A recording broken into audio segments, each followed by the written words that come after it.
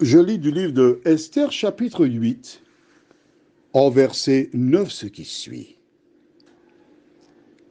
Les secrétaires du roi furent appelés en ce temps, le 23e jour du 3e mois, qui est le mois de Sivan, et l'on écrivit suivant tout ce qui fut ordonné par Mardochée aux Juifs, aux satrapes, aux gouverneurs et aux chefs des 127 provinces situées de l'Inde à l'Éthiopie, à chaque province selon son écriture, à chaque peuple selon sa langue, et aux Juifs selon leur écriture et selon leur langue. Prions. Notre Seigneur et notre Dieu, alors que nous nous approchons à nouveau du Saint-Livre, écrit pour notre instruction, que notre instructeur, le Saint-Esprit, délie nos cerveaux, vide nos cœurs, afin de les remplir de l'eau vive de ta parole, nous t'en prions, au nom de Jésus et pour ta gloire éternelle. Amen. De l'ombre à la lumière. Hier encore, Mardochée était assis devant la porte de la reine Esther. Maintenant, Mardochée avait un autre vêtement, d'autres chaussures, d'autres fonctions. Et le plus important, pour certains, c'était l'anneau que le roi lui avait remis, qu'il utilisait pour sceller les lettres. Mais ce qui avait de plus important, c'est que Mardochée était un serviteur de l'Éternel. Il était au service de Dieu qu'il avait bien avant sa naissance désigné pour mener cette action afin de sauver le peuple.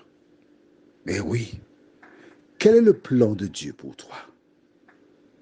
Quand tu liras dans le livre de Jérémie, tu verras, car je connais les projets que j'ai formés sur vous, dit l'Éternel. Projets de paix et non de malheur, afin de vous donner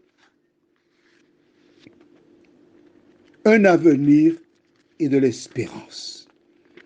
Dieu a un projet pour chaque personne.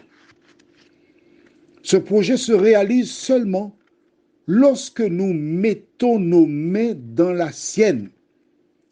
Mais parallèlement, nous savons que lorsque Dieu a un projet pour quelqu'un, le diable cherche à détruire cette personne.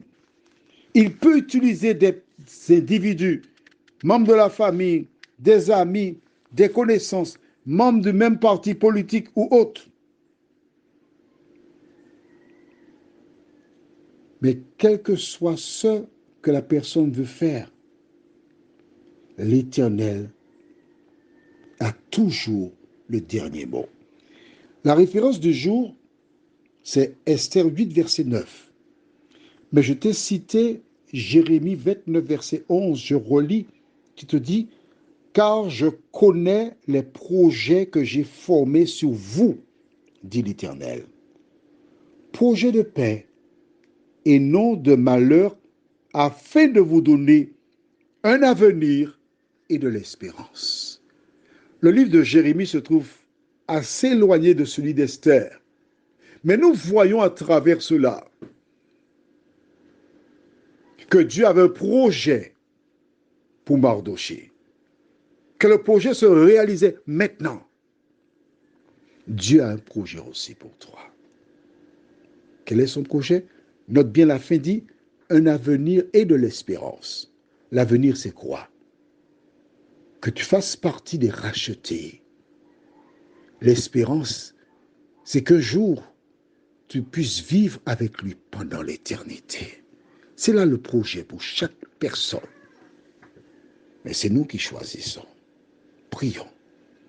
Notre Seigneur et notre Dieu, nous te bénissons pour le projet que tu as pour nous. Ce que tu souhaites, c'est pas que tous meurent, mais que tous parviennent à la repentance. Mais puisque tu nous as donné la liberté, plusieurs font le choix de vivre en opposition avec la parole.